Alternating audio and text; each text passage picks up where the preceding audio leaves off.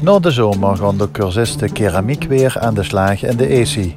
Alle begin is moeilijk, zowel voor de gevorderde studenten als voor de beginners. Kijk, groot huis, dat is ook ruim meester gelukt.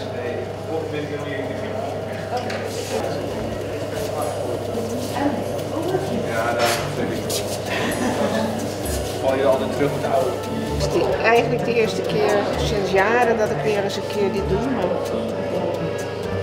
het is weinig van blijven hangen, moet ik zeggen. Dit is ook nog steeds keramiek, ja. Dit is met speciale draaiklei. Daar zitten geen steentjes in, want dan hou je je handen een beetje heel. Het is het eerste wat ik doe. Ja, geen idee.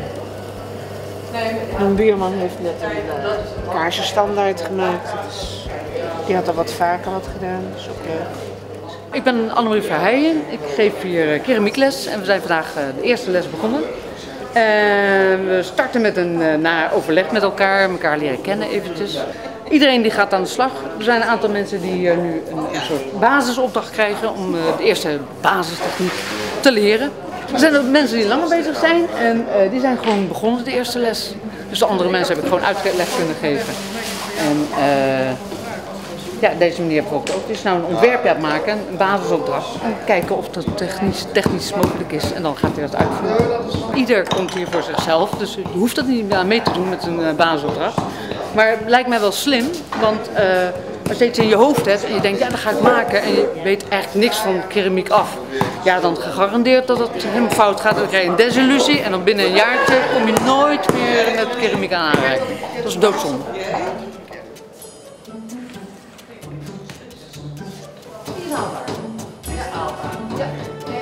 Ik zou hem hier, hoogste punt, ja. Ik zou hem hier doorsnijden. Daar. Oké. Nee, sorry, daar. Ja, dus echt gewoon recht. Dat is beter. Het verste punt, ja. Oké. Die kun je later al omgedraaid, zo moet je elke keer denken, hè? Omgedraaid kun je dat doorbouwen. Ja.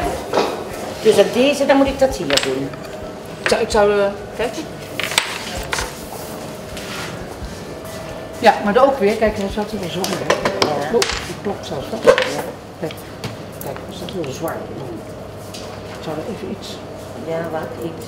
En jij wil hier nu iets. Dus hier komen een paar achterpoten. En hier een paar voorpoten. Hele grote kop, vleugeltjes, staartje. Oké, zoiets. Ja. En hoe ga je dit aan elkaar zetten? Ja, al plakkend, hè? Precies. Zo. Ja. Zo hier een pootje, daar een pootje. Maar moet je er iets mee doen? Want dit laat los. Ja, nee. Dus we moeten goed tegenaan duwen, hè? Heel goed. Ruw maken? Ruw maken? Doe maar Oh, ruw voor. maken. Oké, dat is het. Wat je hier, stel dat je dit hier aan wil maken, ook ruw maken. Oké. Dan kun je met je nagel doen, maar je kan het ook met een... Dan doe je een beetje slip. Slip erbij tussen als een plakmiddel en dan pers je hem eraan. Slip die gaan we even pakken, maar dat is klei met wat meer water. Dan wordt het een papje.